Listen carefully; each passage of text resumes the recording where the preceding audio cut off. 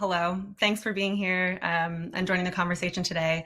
My name is Alexandra Sinkum. I lead the global equity portfolio for IDEO's open innovation practice, OpenIDEO. I, alongside our colleagues at IDEO and Law Victoria Lab, would like to welcome you to this event. It's meant to be a moment for dialogue between diverse perspectives, with the hope of fueling continued conversation and innovation that might support communities all over the world as we move through the COVID-19 global pandemic. I know you can't take a look around the virtual room, but I hope you can see introductions in the chat. This is an incredibly diverse audience of entrepreneurs, scientists, academics, industry experts, policymakers, and students. We believe there's great strength in the diversity of this community, and we hope that you'll use this time as a chance to broaden your thinking and consider what might be possible. So we'll ask you to please get comfortable. We hope that this will be kind of a blend between a great trip to the movie theater and your favorite dinner party. We want to make sure it's a conversation, so please use the chat functionality to share thoughts, feedback, and questions with the panel. If you have any tech issues, feel free to flag to the IDEO team in the chat. Before diving in, I want to just take a moment to thank our challenge partners, whom you can learn more about on the event page. These partners were instrumental to the design of our Open Innovation Challenge and this convening that you're a part of today. So let's dive in. As most of you have seen on the convening platform, here's the structure of today's sessions. We'll start with a cross-disciplinary panel. We'll take a quick break and move into pitches from our winning teams, and then we'll close with open networking sessions that all attendees are welcome to join. So without further ado, let's dive into our panel session. This is how the conversation will work. We'll start by sharing a bit of context for each of you around what inspired this initiative. You'll hear from both the Law Victoria Lab and IDEO teams. To our panelist discussion focused on the future of urgent response innovation in the Global South. We'll wrap with a Q&A before introducing everyone to our next session. So a bit of context about our vision for open innovation before we dive into the conversation. As many of you might know, OpenIDEO is IDEO's open innovation arm. We harness diverse skills and perspectives to spark conversation and innovation where it's needed most.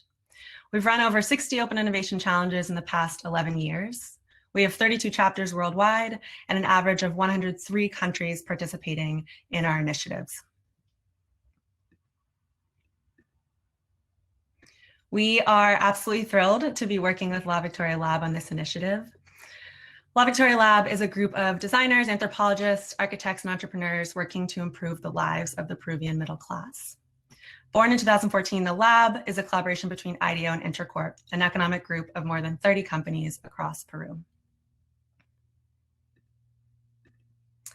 To share a bit more about the vision for this cross-geographic collaboration, I'd like to invite Mariela Campos to the stage.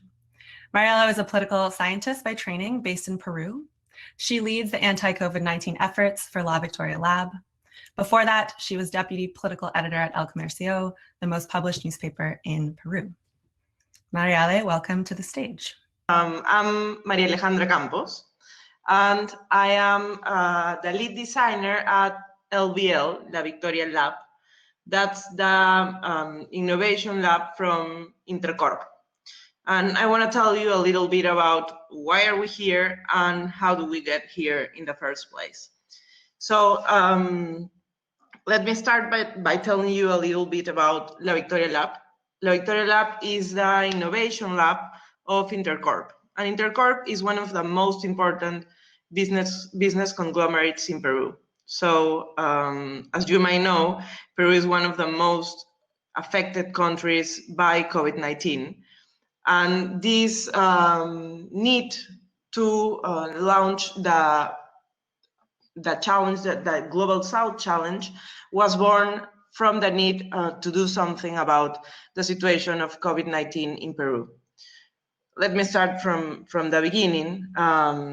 Peru started a very tight lockdown, actually a total lockdown in early March, when we had like 200 cases of COVID-19, and nobody was that much worried about the virus in Peru. And then at that time, it seems like a great idea. We thought that early response from the government was going to quickly end the virus, and that we were just going to be in lockdown for 15 days. That was the first measure that the government took. And 3 months later, we were still in quarantine. People was, well, from one side, very stressed about staying home for so long, but actually most Peruvians were not respecting the lockdown because it was impossible. And we were fighting two threats at the same time. From one side, there was the health threat. The virus has passed from having 200 cases in March to thousands of cases and death in early July. And the other threat was the economic one, because most Peruvians weren't able to stay home and stay safe. So they had to go out and go to markets and to places to sell things and to generate incomes to put something on the table of their families. And so Intercorp give us the challenge to find something to do about this terrible situation. And we were thinking and thinking and thinking, and we couldn't find something strong enough to actually have an impact in the COVID situation in Peru. And then we talked to Luisa in OpenIDEO, and we came to the conclusion that going through the path of open innovation was one of the best decisions we could make, because there was it wasn't a matter of finding a silver bullet, a magic solution to COVID-19 in Peru, but actually to finding many little solutions that could together make an impact.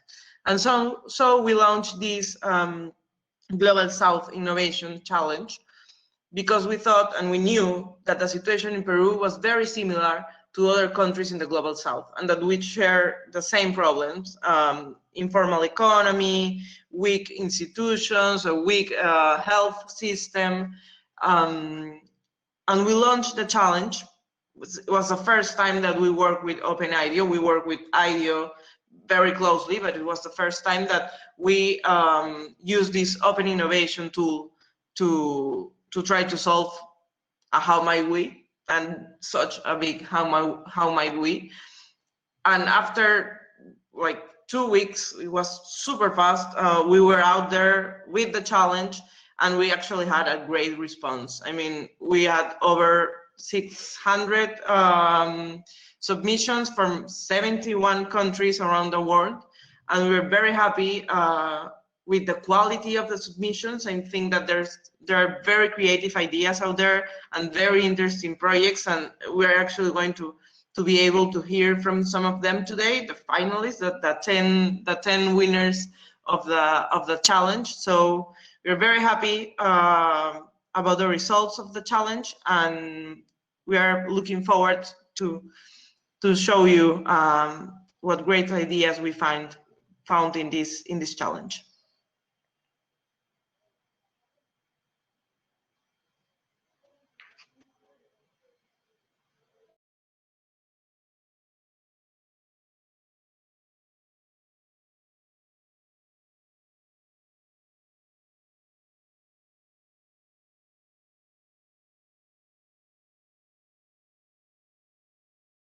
Thanks so much, Marielle. So we'll be bringing Danny to the stage next to tee up our panelists and give us an overview of the conversation.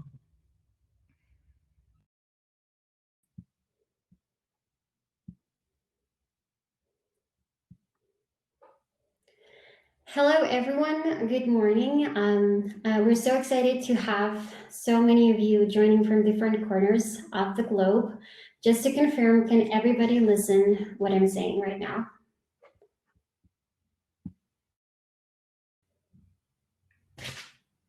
Perfect.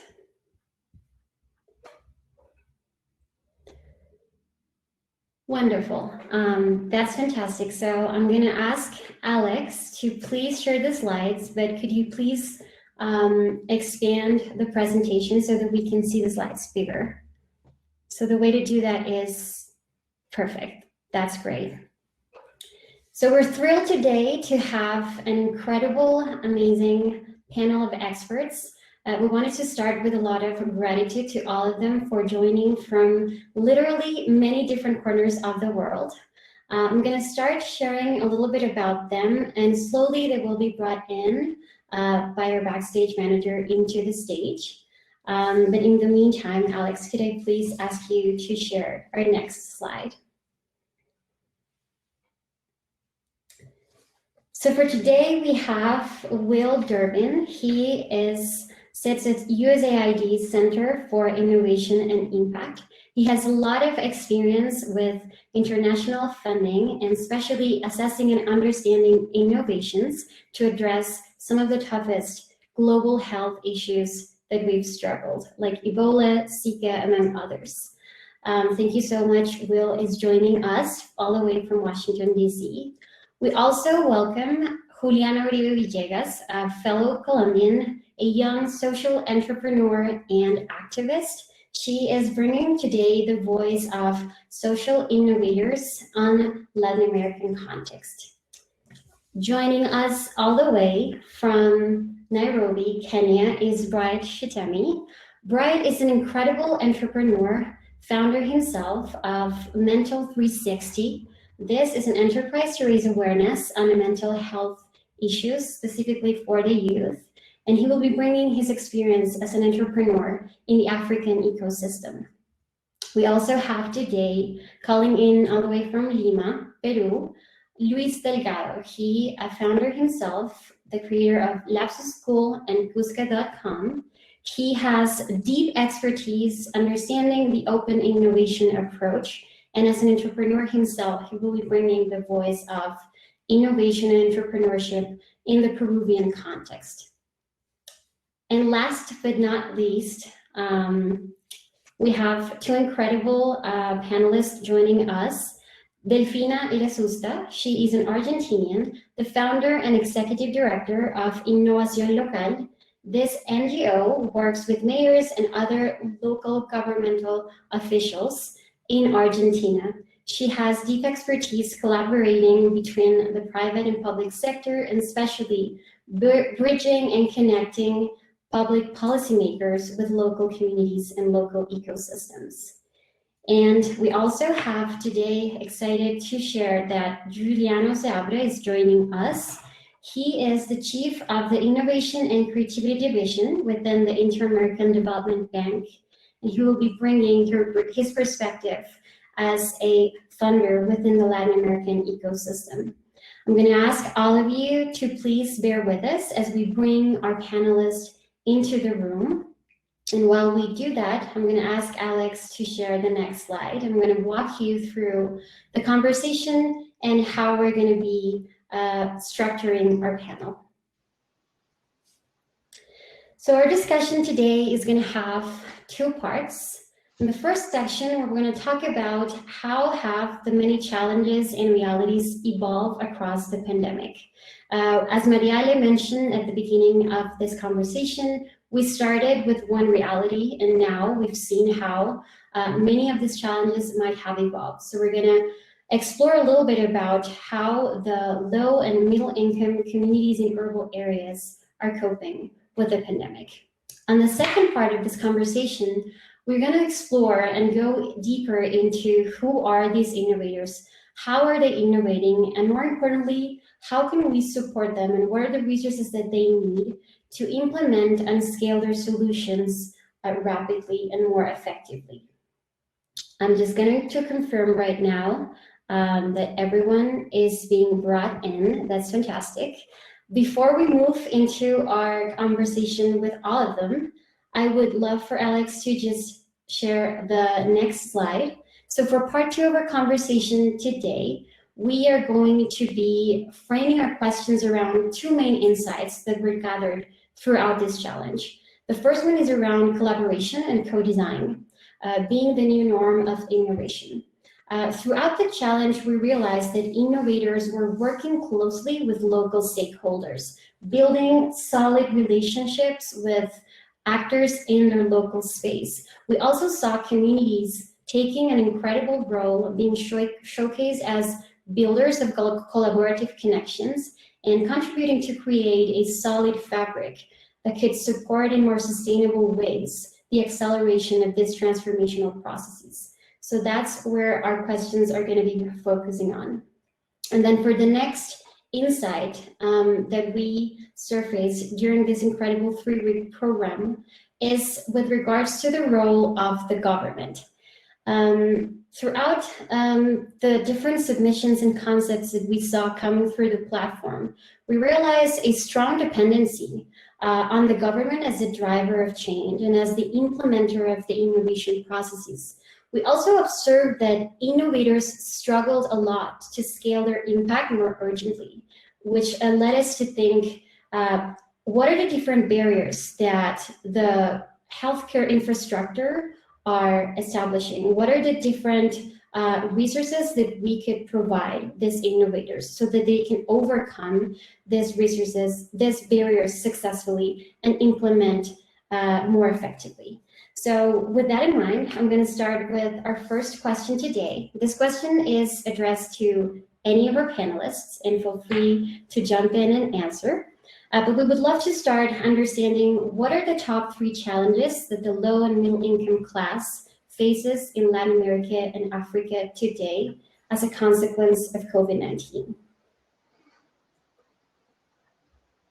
Okay, I can jump in. Hey, everyone.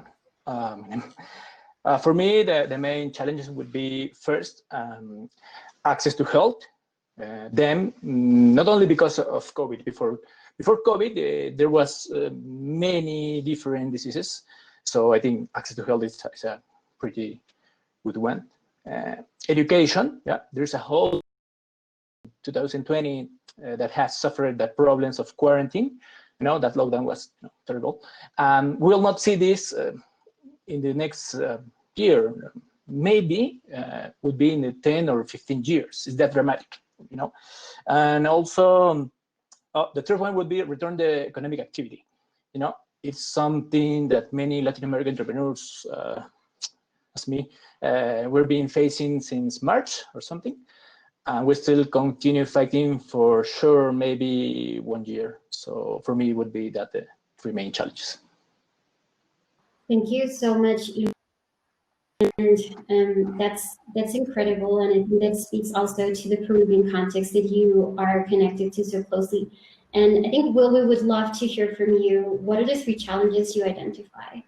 Yeah, I mean, I think just to take a step back, and it's obviously addressed in the challenge. I think the biggest challenge it might be that the informal economy, just that so much of the economy is based on people who, don't have health insurance, don't have worker protections.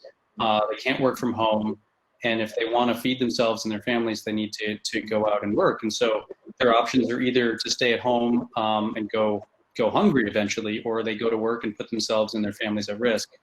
And I think, as in Peru, I think people, we're willing to stay home for a week, maybe 2 weeks, if they're able to survive that long. But they're not able to do that for a month, for 3 months, for 6 months, for as long as this is going to last.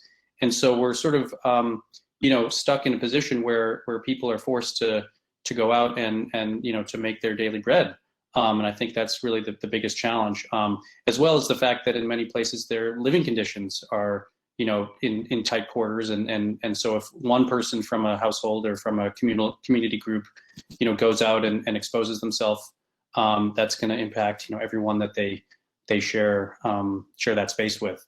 I think the second thing is really, to build on what Luis said. I think the health systems are, even before COVID, were often, inadequate to deal with all of the challenges, and certainly COVID has, added another layer of challenge that is really, very difficult, especially for the more severe cases that require oxygen or ventilation, and which also, of course, requires qualified personnel, human resources for health, where people are actually competent to be able to use some of the more sophisticated equipment if it gets that bad. And then the last part, I would just say that for the third challenge is sort of the lack of information that many people suffer from, and also the misinformation that is. Then that's true, both in high-income countries and in low and middle-income countries. So it's I think that's a global challenge, especially with the rise of social media and other sort of actors that are maybe not always experts, sort of promoting information that is often not fully accurate or up to date. So those are my three. Thanks. Thank you so much, Will. You touched on a really interesting point that I think we're gonna further develop throughout the conversation, but it's around the massive amount of information that came out and the massive amount of initiatives that are out there doing practically the same. And this leads us to our next question, specifically addressed to Juliano and Juliana and Delfina, of course. But we would love to know, what are the most innovative and cross-sector collaborative efforts you personally have seen in the region to support those most affected by the economic downturn brought by COVID-19? So anyone who would like to dive in? Maybe I could dive Thank in. you. So Go, Diana, go. Perfect, thanks. So I'm part of an initiative that happened in Colombia that was like started as a rapid response campaign called Colombia Cares for Colombia, but now it has become an alliance of over 400 organizations in response to COVID. We feel that this has been it has two different very innovative things. One is that it's like a massive collective action and a massive mobilization in response to COVID. And we always love to say that we are facing one of the biggest challenges of our generation. So the response needs to fit that challenge, and the mobilization needs to be as big as the challenge. And it has been amazing to see. For example, a lot of people say that in the global south, only Latin America, you wouldn't be able to massive crowdfunding. We have fundraised over $4 million from 42,000 Colombians that have donated small amounts, but that has helped us to provide food for more than 2 million people in the past 5 months. So I think that collective, massive collective action is part of the innovation that is needed, and is part of overcoming a lot of the barriers that we usually have of working together, or when working together is slower. Now we didn't have time. We really needed to respond. So that's one part. And then the other part is that we have seen a lot, and this has been very interesting, a lot of startups that were already experimenting with different solutions, actually scaling at this time. So I'll give just one example that we saw in Colombia, that is Eat Cloud, and it's like a platform that uses artificial intelligence to connect the leftovers of food from supermarkets that are still in good shape and you can consume, with foundations or people. So instead of doing this manually, they use the artificial intelligence platforms. They even connect homes that have spare food with people that can go and pick it up. And it has been amazing because through Eat Cloud we have, and all the efforts of Colombia Cares for Colombia, we have managed to help more than 800,000 people with their food security, which has been to me the core challenge that we are facing, because due to lack of food in their houses is why they have to go out, and that's why also the virus keeps spreading.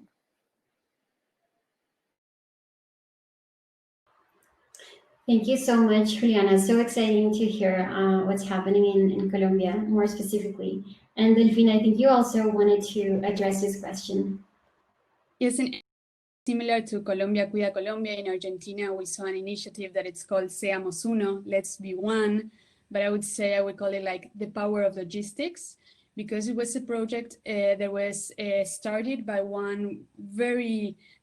it's one of the leaders from the private sector I admire most, and he's called Gaston Remy.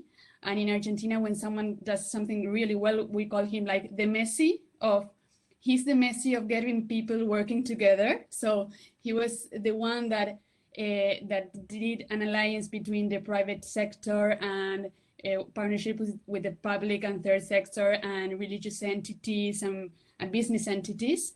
They came together to get to the households in vulnerability to get food. And the thing that it's really interesting is that they were guided by two principles: transparency and efficiency. And it all started with an idea, and yesterday they delivered the food box number 1 million. And that's why I say the power of logistics. The best player of logistics in Argentina, it's called Plaza Logística, was one of the business involved. They did like food assistant hubs, and then they got to all the metropolitan area of Buenos Aires, and that's something that we're going to speak today. But you have to think that in the metropolitan area of Buenos Aires, 1 in 2 children are poor. So it was like a very great effort. And the thing that I like most about this initiative is they covered a community need that is usually covered by the public sector or the NGOs, that is food assistance, but they did it like with the best tools. And I think that this is the only project in the world where the big four are working together. So it was like a very, very interesting initiative. If I can jump in on the conversation, I'd like to bring another aspect, and good morning, everyone. I think there is the amount of mobilization that we saw in the region is amazing, from Argentina to Mexico, on the Caribbean. I think we can see the amount of mobilization from the civil society, from companies, from governments trying to respond to the crisis somehow. I do believe, and I was talking about this before with Daniela and IDEO team, one of the challenges that we have ahead right now is basically how can we move from this multiple mobilizations that happen throughout the region into initiatives that can be scaled up, so we can have coordinated resources, capacity to reach out to more people, because one of the main aspects of this crisis is that since it was a huge emergency that struck everyone on the same time, everybody jumped in to solve the problems, and that's a proof of the amazing capacity of human beings to actually get together to solve things. But at the same time, I feel like there is an enormous opportunity here to coordination of efforts, so we can be ready to scale up and move forward, especially regarding the other points of the agenda that were mentioned before. We still have health crisis, and we will have an economic crisis. There are specific sectors of this crisis that are being completely terminated throughout this process. Think about tourism in the Caribbean, for example. So we have to be absolutely ready to scale up and be very fast on delivering solutions from now on. That is very, very interesting. Thank you so much, Juliano, Delfina, and Juliana. I think that's the three of you have spoken to one of the insights that we mentioned before around collaboration and how we saw that happening in so many different ways and directions, especially seeing civil society partnering up with the private companies in the private sector. And I think that leads us to our second insight, which is what would be the role of the government? And I think we're going to be going back and forth between speakers. But before we dive into the role of the government, I had a particular question for Bright or Luis as entrepreneurs. When we talk about collaboration between innovators, when we talk about collaboration in the innovation ecosystem, we would love to know how do you envision those partnerships being built, and who are those key partners that you would expect receive support from, especially when we're talking about implementing and at a scale, implementing at a speed that goes beyond what we regularly are used to doing. So again, for Brighton and Luis, from your experience as entrepreneurs, what are those actors, what are those stakeholders that you would like or that you foresee would be ideal to partner with? Yeah, so in Africa, actually, government is the biggest, these high-scale initiatives, and so entrepreneurs will need a lot of partnership with government entities and ministries. The second thing would be the private sector. So a lot of companies have been growing over the last decade in Africa. And these are companies that now should be getting more involved in CSR activities or working in partnership with social entrepreneurs to drive community change. The third aspect will be the funders. So I feel like even now in 2020, we still have this gap between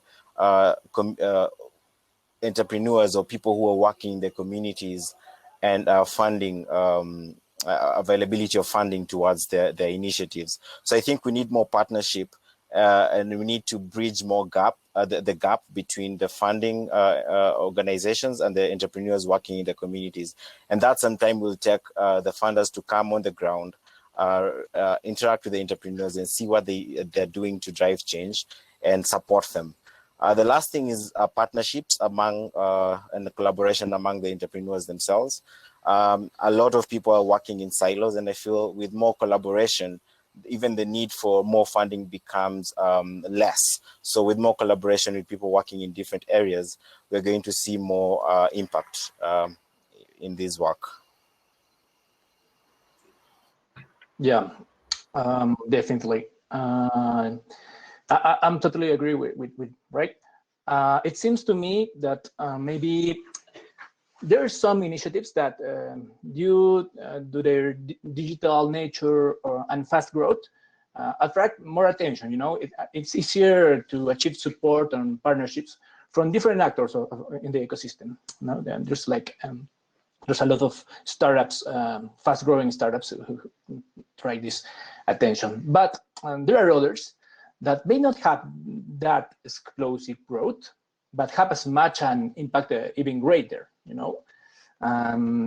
So for me, it's definitely we need to have more collaboration with entrepreneurs, with the academy, universities, incubators, the government, but I think it's clear that in Latin America, it's difficult to large corporations to make partnerships with entrepreneurs. And although we are saying that corporate venture capital would be an instrument for this, there's still a big gap, you know, that has not yet closed. And it happens that sometimes it can be a leap of faith, you know, it's like a dream.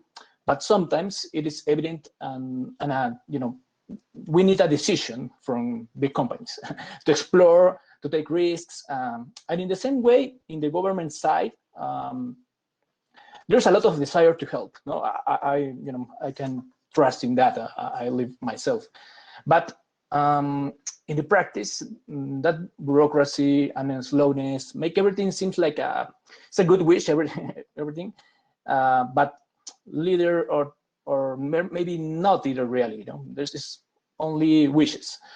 I repeat, that is changing, but it's not with the speed of response that this challenge needs to have. No? So for me, that would be my contribution. Daniela, just to add on the aspect of funders, it's I've realized that there's a lot of idle capital in Africa where we have our own people who have resources who then don't invest in Africa themselves. So, and we're always looking outside for support. And I feel there's more resources, actually enough resources here for people to believe in these young entrepreneurs that are coming up and have a kind of contextualized support that people who live here and understand the problems are able to work together to drive change. That's great. Thank you for including that. Right. I think you both touch on something that even our audience is very curious to learn more about, and it's the how. We've identified these gaps, but how do we bridge those two different sectors to amplify this collaboration? And how do we create pathways so that these collaborations can happen more effectively? And I think this leads us into the second insight that we were discovering earlier, and around the role of the government and understanding if they can act as allies or they're actually becoming barriers for these pathways to be created and for these collaborations to happen. So we would love to know, and this question is for, sorry, we've got lots of questions here, but we would love to know, maybe Will, if you could share a little bit about what are some governments in the region that are doing innovation right, and what has differentiated these cases and their approach from others?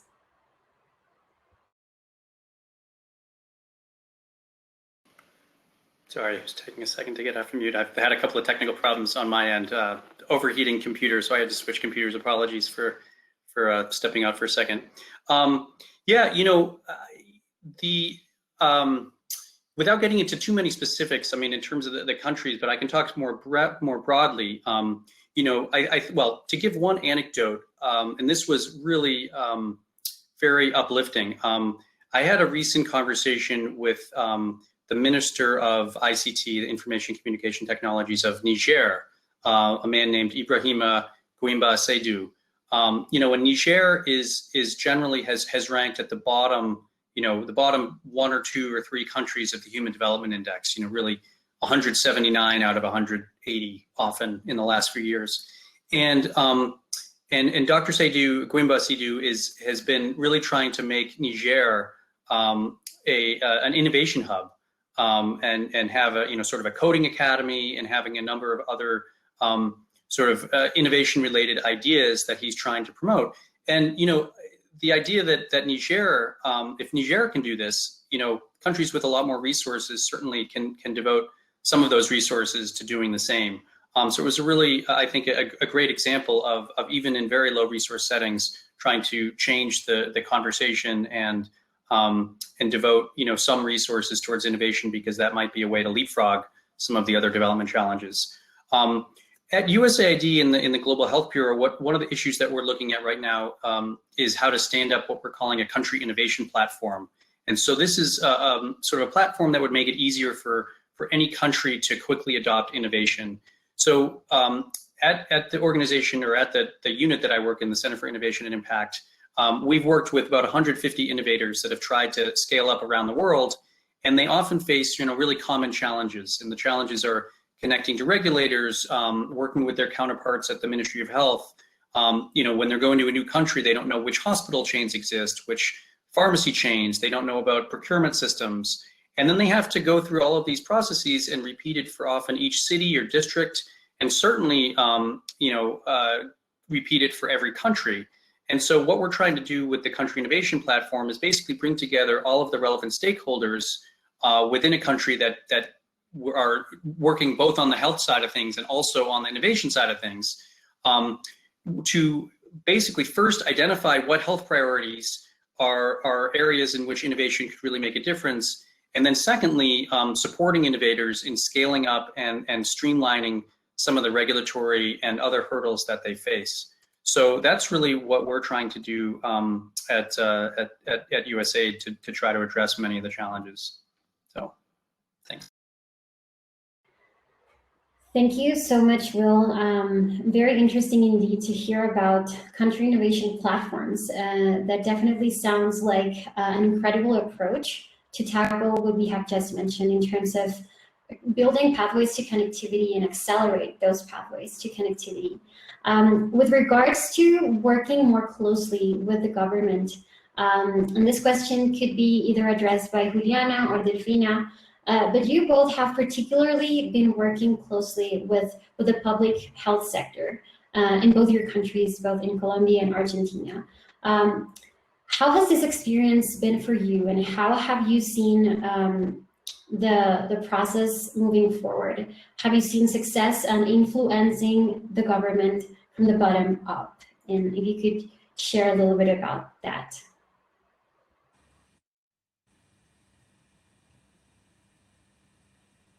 Jump in, Delfina. You start this time. Okay, thank you. I think that's something that we have learned in this month, and that is really interesting, is what happens when the initiative starts in the cities, in the local governments, in that sphere, that it is the sphere that things happens very fast. And as we speak in the role of government here, I think, and I like to call the government here as the innovation openers. And I think that's something that is really interesting, is that the government has something that the entrepreneurs and the innovators sometimes can't have, and it's a great amount of information. So, but something that I've learned in this month is that you have to be very brave to be an innovation opener, because if you are brave, then you can point out the challenges. And we are not used to seeing governments pointing out, saying, raising the hands and saying, here we have a challenge, here we have a problem. And something that also is very interesting what is happening, and you lived this in the last month with your challenge, is what happens with you when you cross like innovation with digital transformation, because then you like the barrier between the territory and the innovation, you break that barrier. And so innovation can come for governments from every part of the world. So it's really worldwide. And you just leave that in the challenge you launched. So I think that you have to find people in government that are really brave to point out challenges and to incorporate like the vision and the voices of the people involved in those challenges. And if that happens, then people are really like keen in working and getting solutions. I like to call them the solvers. So if you have like these two like the innovation openers and then the solvers coming from every part of the world, that's something really interesting that happens very fast. The solutions come very fast, and that's something that we learn, and that the national government usually is seeing how they are innovating in local areas. Yeah, I think that there's one positive side on the entrepreneurial side when it comes to innovation, that is that you can be really agile, you have a lot of flexibility, you have capacity to adapt, but we all know that it's very hard to scale. And on the government side, there's a lot of like scale, reach, and resources, but there's like this difficulty in actually innovating for the long term and at a really fast pace. So when the two, like we'll know, I think that it would be ideal when the great innovations could be actually supported by government or private sector or funders, and then scale once they have been tested, like in their early stages. But unfortunately, we see that it's hard to bridge that gap, especially because many of the incentives for entrepreneurs are also like private incentives, and the government doesn't have a lot of like financial ways to support private organizations that are growing. And there are like very high barriers if you want to contract for the government. And I feel with COVID, in our experience, I think that that's like the general framework, but in the experience with COVID, what we have seen is that there are like specific open challenges that entrepreneurs can win, and they will get some resources to help people, but we haven't seen the government really adopting the innovations and making them their own to actually like, make better the programs that they are using. Hopefully this is something that we'll start seeing. But what we have done, and I loved when you asked the question, Daniela, because in Movilizatorio, that we are a citizen engagement lab, and influencing the government is like what we ask every day how to do in a better way.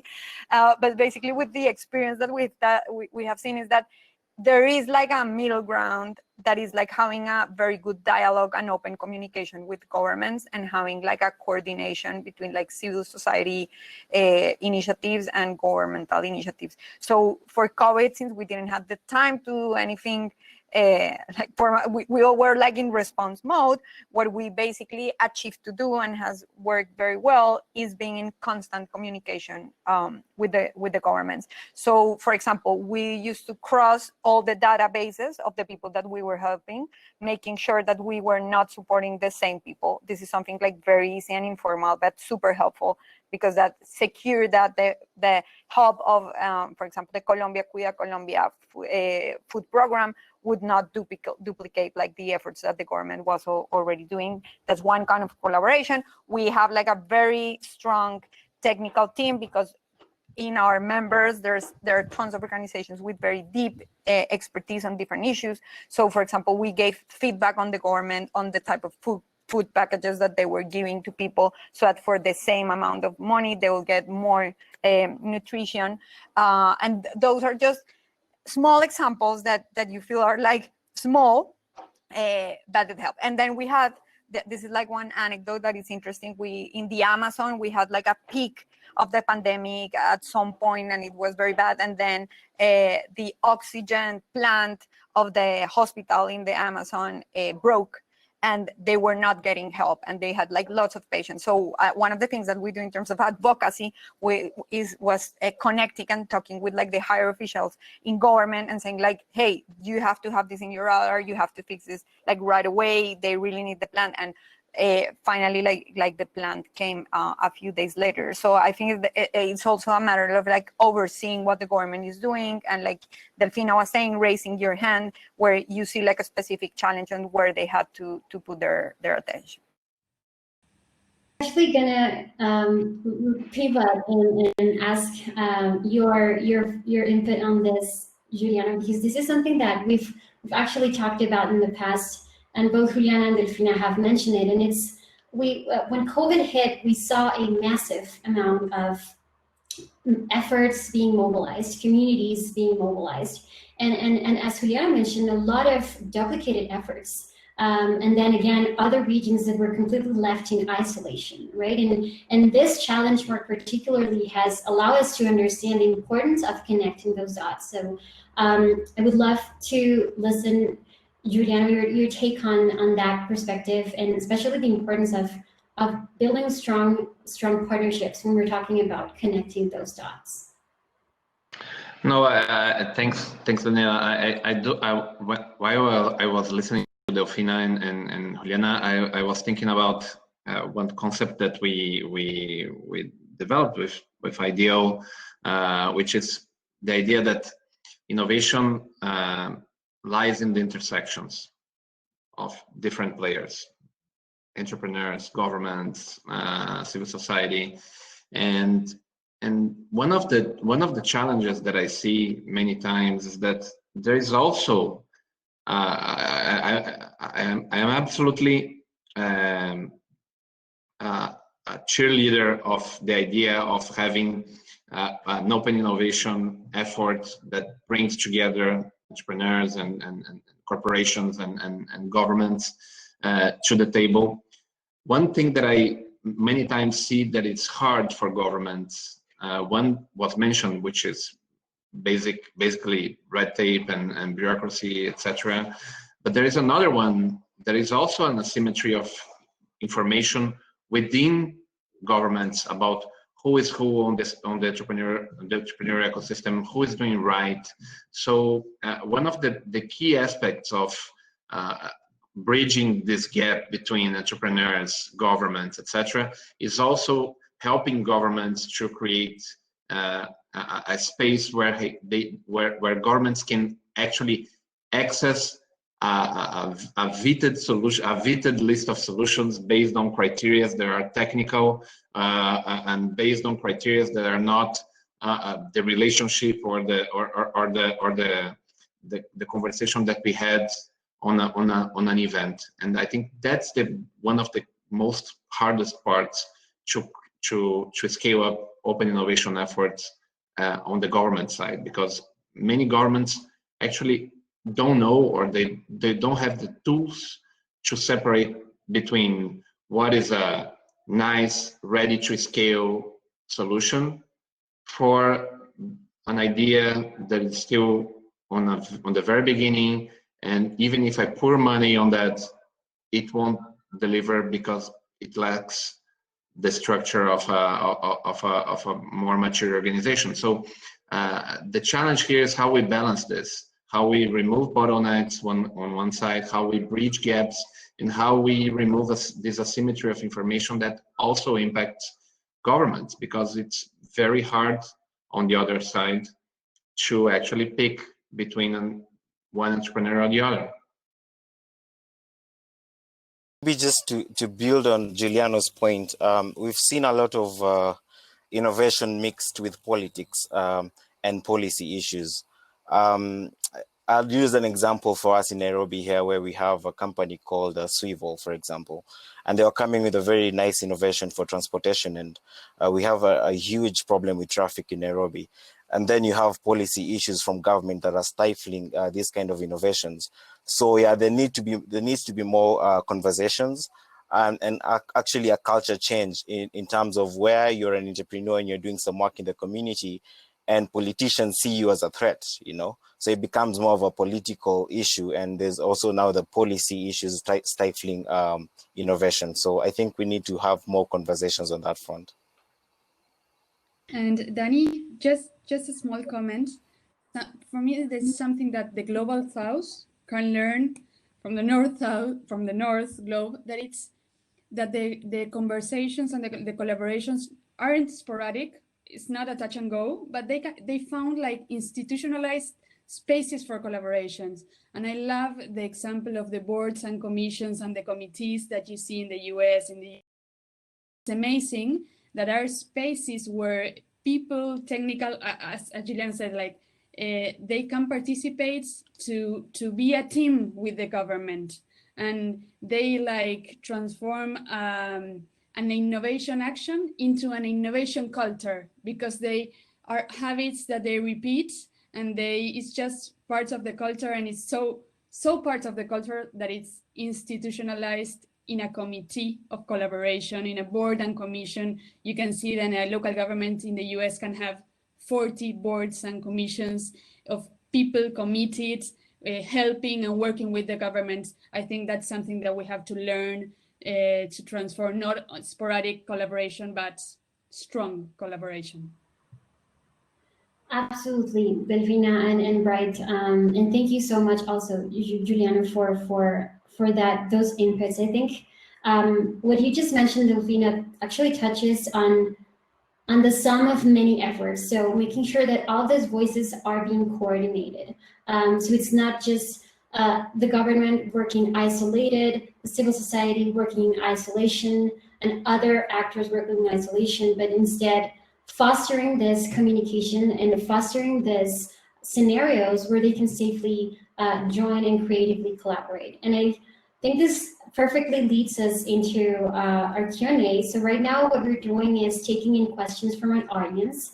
We already have a couple of questions, and we would love to start addressing some of those because they are deeply connected to some of the elements that you've all touched. I want to start with this first question specifically addressed to Bright. So one member of our audience is asking, are there any behavioral science solutions for driving the government or corporations that any common citizen could initiate? Yes, there are.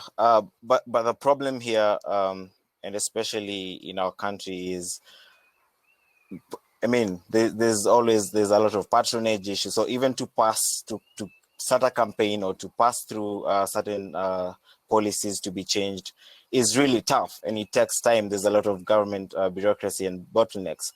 But yeah, with the beauty of now technology, I think that is even more possible. And I think individual citizens can initiate this change. And we've seen this already happening, for example, in the mental health space, where our conversations that we've been having in the last 5 or so years have driven conversations to start at the Senate level, and even the president to come out and speak on mental health. So I think individual citizens should take up more that mantle and start initiating change. Thank you so much, Bright. Curious, Luis, if from your experience, also knowing that you've been exploring a lot about digital innovation, anything that you have seen around behavioral science? Let me drink a little bit of agüita. I don't know, but maybe not like a framework, but I believe that entrepreneurs can generate alternatives, for sure, but never take like a role of official role of government. That is, the startups have the scope and power to accelerate and demonstrate solutions, and even show light on new ways of management or new procedures. But entrepreneurs also need rules to play. And we don't know much about public policies, but we need them. We need rules to play, and that is the role of the government. And so yes, it's frustrating, the slowness and the slow to respond to that challenge. But you can see that there's no, maybe on some governments, there's no sense of urgency, But with that COVID challenge, there's a lot of sense of urgency. So that's good. In this pandemic season, we have seen collaborations in Peru to create an official information mobile app against COVID. That's good, called Peru en tus manos. The initiative comes from entrepreneur side. No, not from the government side. When the government was contacted, there was a sense of urgency, and everything go so fast and pretty good. In Chile, corner shop is criticized, but tell me, what would be from the thousands of families or tens of thousands of families without corner shop services? Or maybe the manufacture of artificial respirators in Mexico or Argentina, even so. As the government acts with a sense of urgency, collaboration creates value when and where value is needed. So that would be, a key point for me.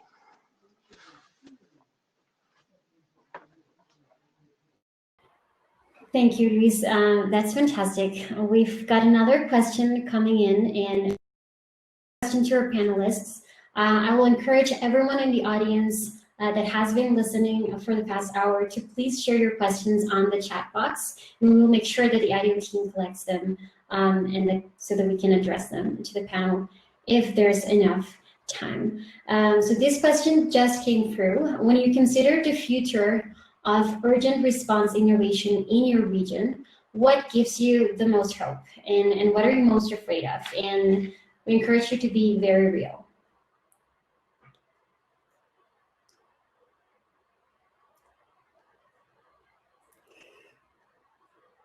Jump in. I think that in a global economic crisis, of course, like the lack of resources is a big issue that we have in mind. As we always have that issue in mind as social entrepreneurs, but I think at this point, it's bigger. And I think that it's not only about the resources, but how resources come to entrepreneurs, because we're seeing that it's very, very hard to find flexible resources that allow you to actually adapt quickly. So many of the resources very strict to specific projects, and if the whole circumstances change, then it's hard to adapt them.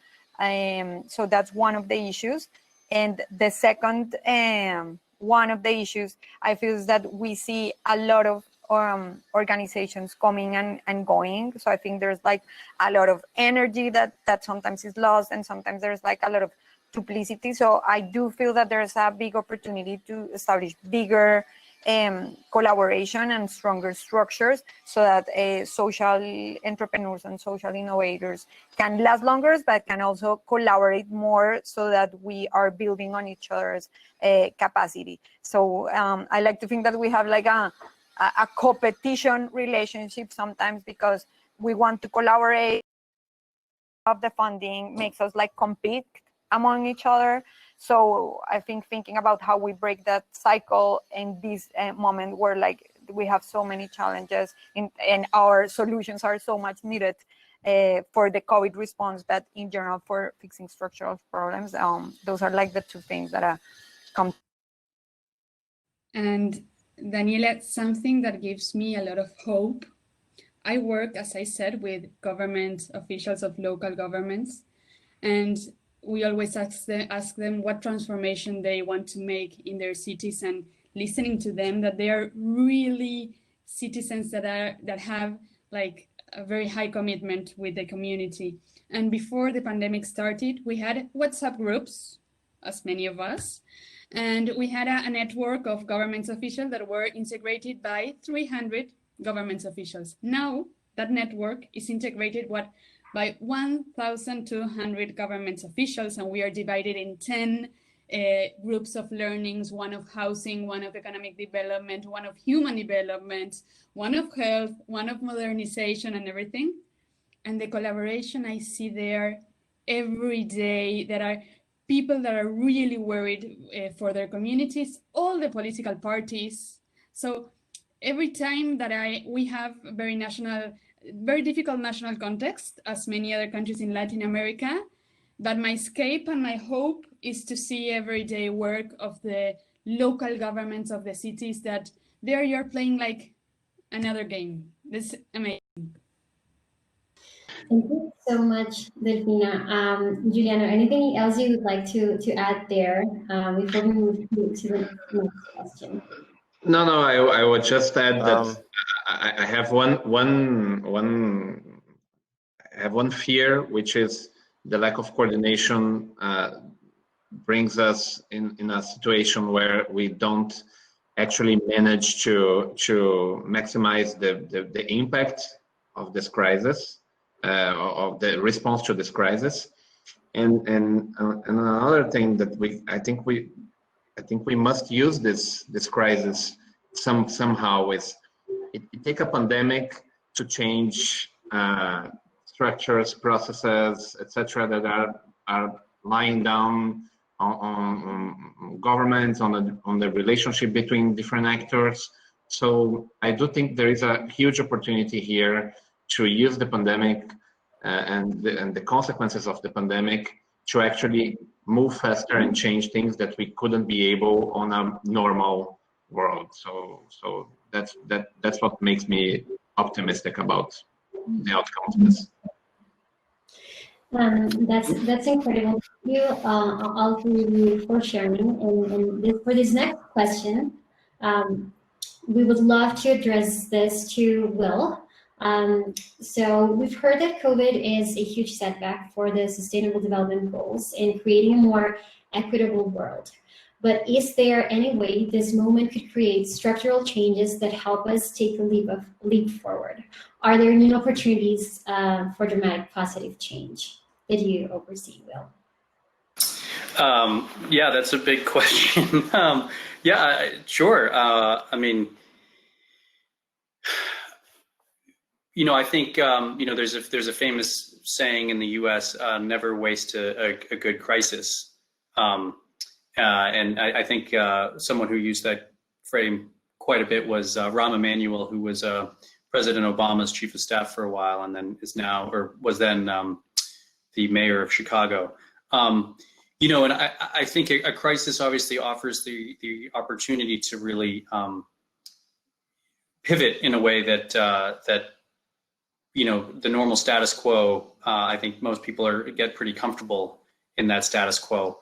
I think the short-term answer to that is no. I think, unfortunately, we're going to really have a major setback. You're just looking at the, poverty numbers, looking at health numbers, looking at education numbers. I mean, I think people, many students are going to lose at least a year of education, and that's a terrible, terrible loss. And some of those students may never recuperate. And some of those students are, starting work at a much younger age than they would have had they been able to continue in their studies. I do think for sure it does offer some possible radical changes, but not without a lot of work. I mean, just from the education standpoint, of course, we're really doing lots and lots and lots of unplanned experiments about how to do remote learning, and are you able to are you able to provide some of the best education in the world? Theoretically, you could provide really wonderful education to anyone in any small village, so long as they have access to digital tools. Now, of course, unfortunately, what this crisis has done is in many ways underscored the real digital divide, and we're nowhere close to being able to provide world-class education to anyone in any village. But it does, I think the progress that we will make in certain types of digital tools, I think, really will far outlast this crisis.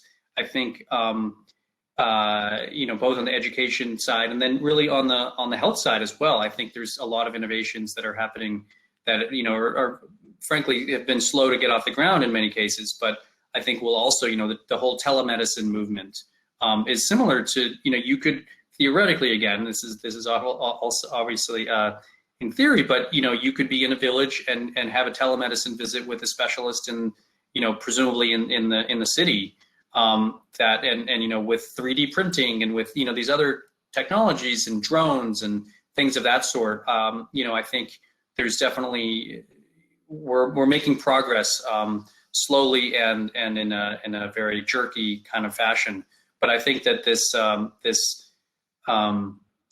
pandemic has really underscored some of the issues that we do need to address, and I think the digital divide and how we can address some of the broader societal issues about inequalities and access to medicine and access to education, are sort of being, if nothing else, highlighted in this crisis. Are we going to fundamentally shift the way that we go about things? I don't think, unfortunately, in the short run, but it does, if nothing else, I think raise the specter that this could happen going forward. So I know that's a bit of a dodge of the answer, but it's a tough one. So.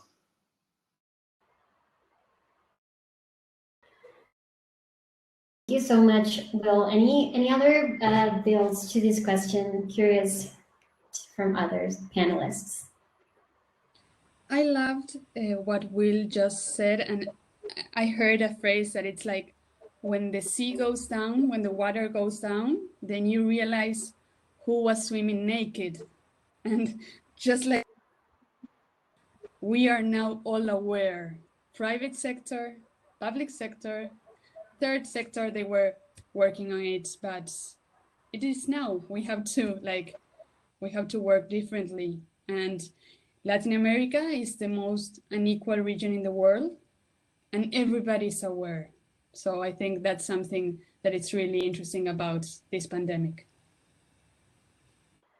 Absolutely, and I think throughout the challenge, we saw many innovations and many concepts and solutions that proposed precisely what you two just described. And it was how do we solve the current issue, which might be as well out of our hands, but how do we create new structures? How do we create new behaviors? If we're talking about the formal and informal economy, which was one of our areas of opportunity in this challenge, what's the future of informal working? And how do we not recreate, but create a new work form for those who live from the commerce that they do on the streets? So I think it's going to be exciting to listen to our pitches in the next session, as many of these ideas, many of these innovators were attempting exactly this, changing and creating new structures that can create a foundation for new behaviors, for new structures that can drive innovation in different ways, which is what was mentioned by all of you. I think we're gonna wrap it up with one final question. This is open to any of our panelists, so if anything resonates, please let us know. So one issue, you cannot provide a new solution in the US without approval from each state government at the federal government. Legal firms exist to help, but delays and high fees are barriers to good solutions already innovating and available. How might we encourage the government anywhere in the world, not necessarily in the US, to give innovators a pass during the pandemic. So basically, how do we accelerate that process and overcome the barriers that are set by the federal and governmental legislations?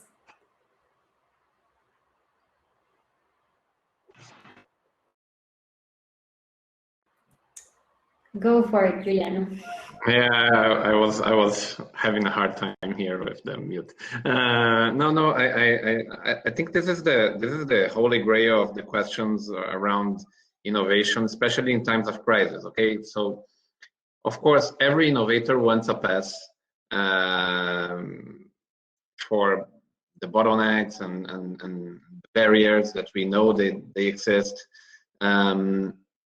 The thing that I see on the government side is how we create specific areas or specific mechanisms of opportunity where there can be a safe space for testing, where we can be able to help government officials to take a little bit of extra risk that they can't have while they implement in a more scaled way. So the main challenge here to me is how we think about a very simple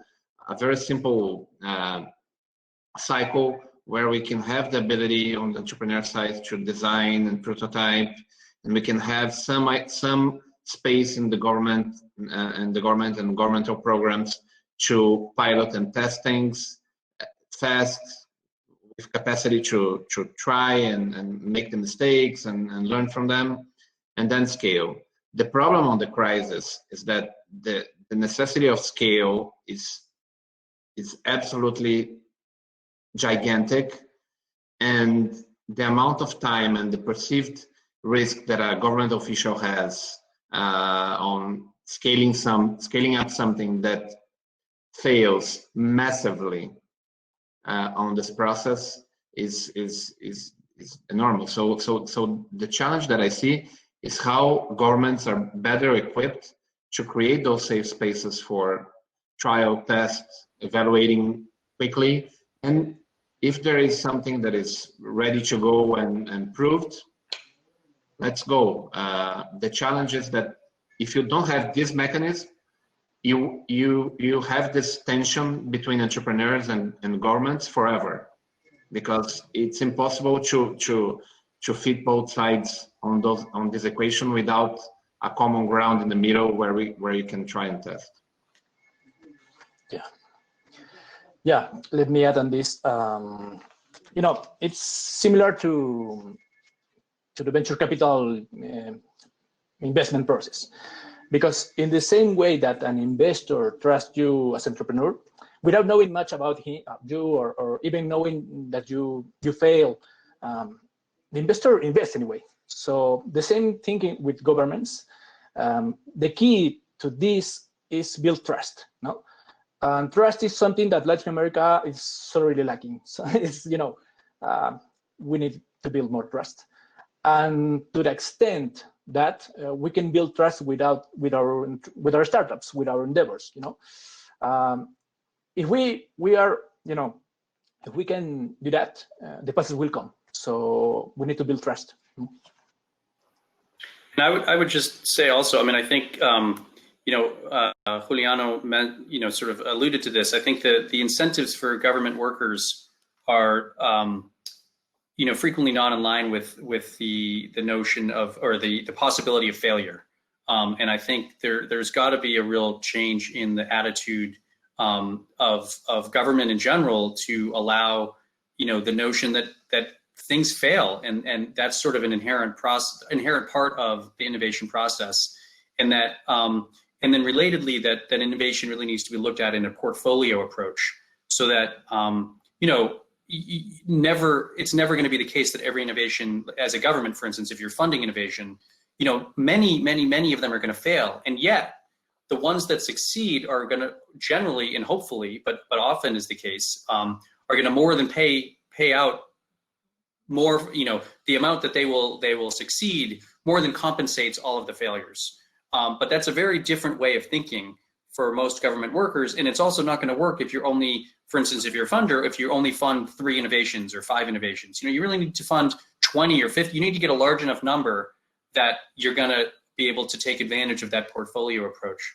And then the last thing I would mention is just that from a government perspective, also from the innovation side within a government that I work on, obviously, is I think one thing that we need to be better at is sort of having a carve out for innovation beforehand, so that when a crisis erupts, it's not a matter of fighting within, the innovation team fighting the tuberculosis team, fighting the HIV team, fighting the the oxygen team, whatever the other teams are. And I don't mean to say fighting, but in terms of you have a limited pie of money and everyone wants a piece of that, and innovation is often considered, well, it's not proven, you don't know if it's going to work, it might just be a waste of money.